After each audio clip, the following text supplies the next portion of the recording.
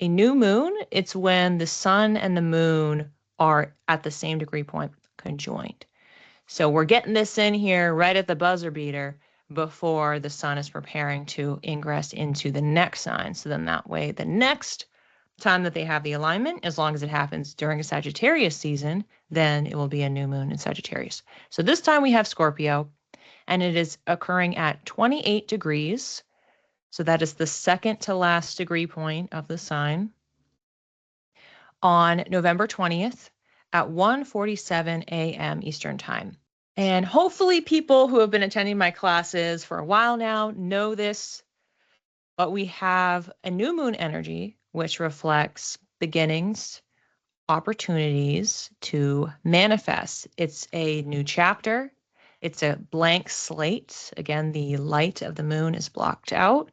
So in the darkness, we are saying, what do we want to call in to fill the void? What do we want to have in our life? It can be states of being, it can be material, it can be people, it can be realities. And it's a great time to do an energetic reset.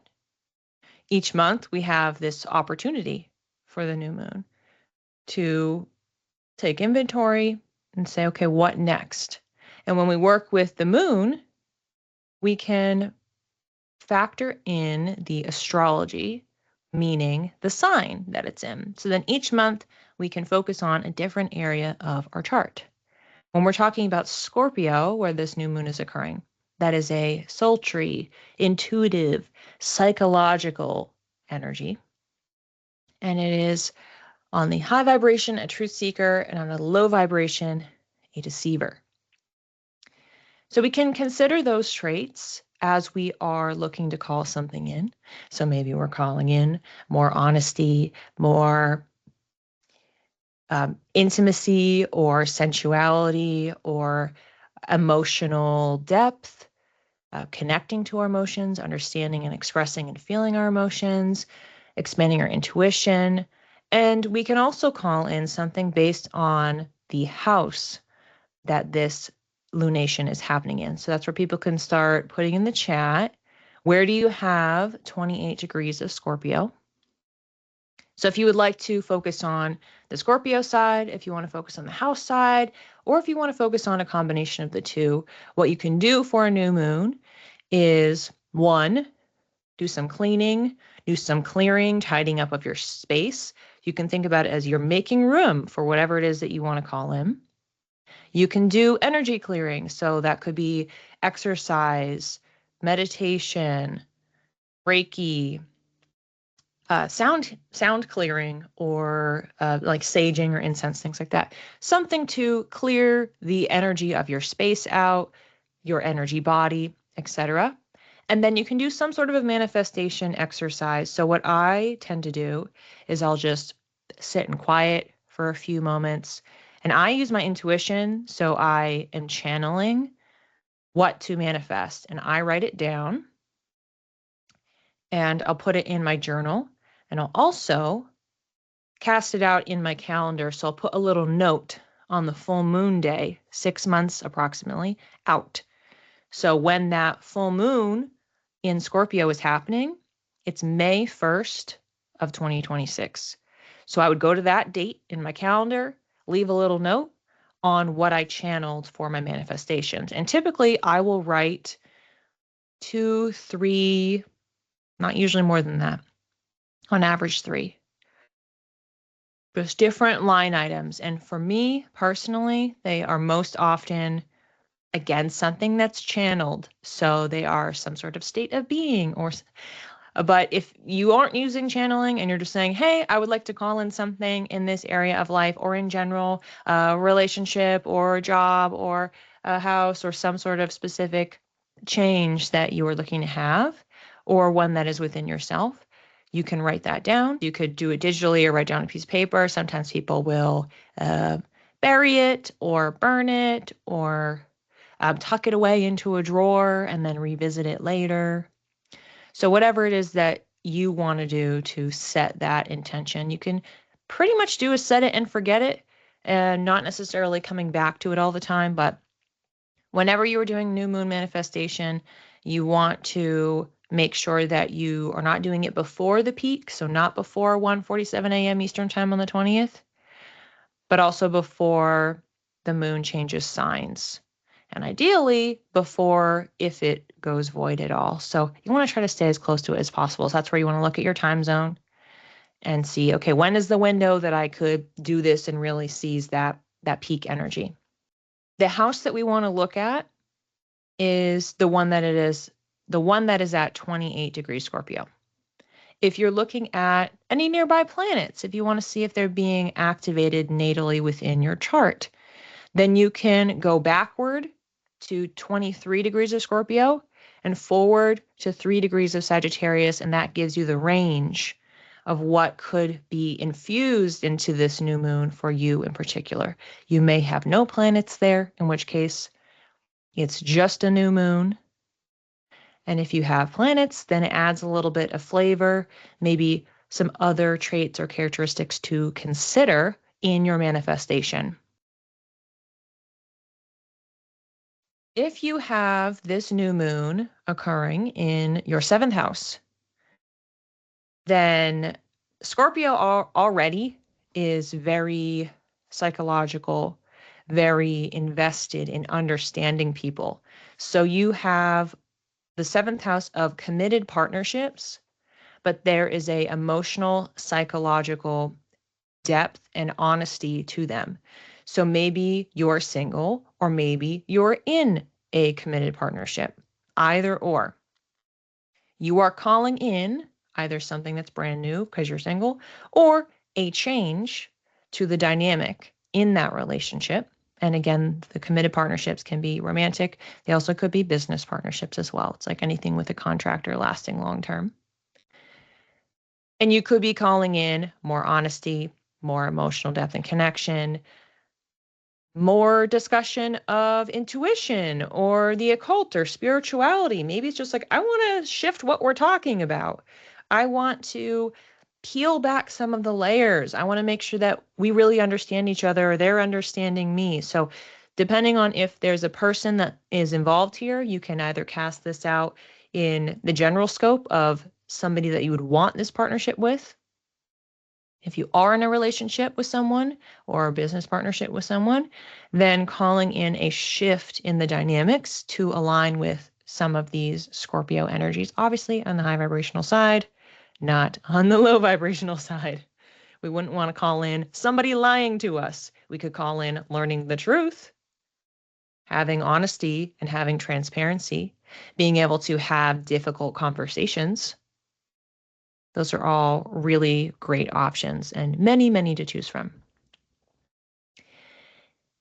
If you, from that standpoint, like I just said, difficult conversation. So if you have Mercury there and it's a few degrees away, then it's how you're thinking about this person, how you're talking to this person. So especially for you, Jackie, maybe you lean more into the conversation, discussion, transparency, clarity of mind, clarity of communication side. If you have the new moon in Scorpio in the 10th house, then that is calling in some sort of a new chapter or shift in your reputation. On the Scorpio side, it could be the truth about who you really are, being fully honest and transparent, or maybe shifting what you are known for. Having Jupiter there as well, it's expansive. So it's making yourself bigger, more visible, more seen honestly and truthfully by other people. So it's a call to action in a lot of ways to change how you are presenting, but in a really authentic way, and to shift how you are being received by other people. Being empowered, being fearless. Same day, November 20th, a few hours later, at 4:23 a.m. Eastern Time, we have at the same exact degree point. So wherever you were just looking For 28 degrees of Scorpio, in its wake, we have the Mercury Cazimi. So we're going to the same exact location in our chart, the same exact day. And a Cazimi, for anyone not familiar, this translates roughly to in the heart of the sun. And a Cazimi is when the sun and a planet, not moon, align in the sky. So this makes sense because we know that a new moon is when the sun and the moon align. And so a few hours before, they're at 28 degrees and the sun doesn't move that fast. So it's still at 28 degrees. But the moon is starting to move away and Mercury, super fast, pew, flies right in. So that means that in the sky, Mercury is not that far behind, only 3 hours before. It is approaching this 28-degree point. So it's very close in the sky to this new moon as it is forming, only a couple hours earlier. So again, communication kind of informing this moon as well. When the Mercury Cazimi happens, for Mercury, because it is representing travel, writing, speech, mental processing, and Scorpio, as we said before, it's an investigator, it's the mystic, it is emotionally deep and intense. When we have a Cazimi, this is the high point of the retrograde. If you want more details on this current Mercury retrograde, which is Sagittarius back into Scorpio, I have a separate video on that. It gives the whole timeline. I did mention the Mercury Cazimi, but I didn't go into it. I just said what date it was happening. You can get the full overview on that and how to understand the full transit within your chart and the different houses it's activating. But this Cazimi is happening at the single degree point, is at the 28 degrees of Scorpio. And this is the day that we want to circle on our calendar. So yay, it's happening tomorrow. Awesome. So if you have a serious conversation, intense conversation, emotional conversation, discussion, practice, or something that you want to learn, study in the realm of intuition, spirituality, emotional development, maybe it's a conversation with a therapist. Maybe it is it's journaling that you were doing. It's shadow work. There's so many options of what you could do to tap into this energy. But this is an opportunity for you to have clarity, to really see something for what it really is, the truth, Scorpio, to have understanding. You also could make an announcement. Let's say that you are running a business and you've been having trouble in the retrograde saying things clearly. This could be a day where you brainstorm some great content for it, or you release something. You could be very, very productive because the fog is temporarily lifted from your mind as we're getting closer and closer to its stationing direct. In 9 days, it'll be at that point. So this is a day where we would expect flow and clear communication rather than the friction, the technical difficulties, the mishaps, things breaking down, etc. So maybe you have a resolution, maybe you're having a tech issue and it gets resolved tomorrow. Lots of possibilities. So not only can we expect aha moments or us to harness for announcements or conversations, there could be breaking news. There could be something that comes to light tomorrow. New information that we learn, someone else making an announcement, something being released into the world, coming out of the Scorpio shadows. Yeah, so this is a day that I am very curious. So think about it from this perspective too. We have new moon energy, and then coming in on top of that, so we're planting seeds. We have an intention, we have things that we're calling in, and at the same time, we start having more clarity. So that can hopefully help with our intention setting. We are clear-minded as we are setting the intentions, which can manifest 6 months out. But then we also have all this information dropping in, things being shared, conversations that we can have, things that we can learn and discover, things coming to light. How juicy is that for a day? So wherever it is that you are looking to call information in, now you can kind of flip it on the opposite end and say, What's something that I could share? What's a conversation I could have literally right now, not 6 months from now? Is there somebody I should talk to? Is there something I should write? Is there something I should brainstorm? Something I should learn, understand, experiment with when we're talking about the spiritual and intuition side of it all?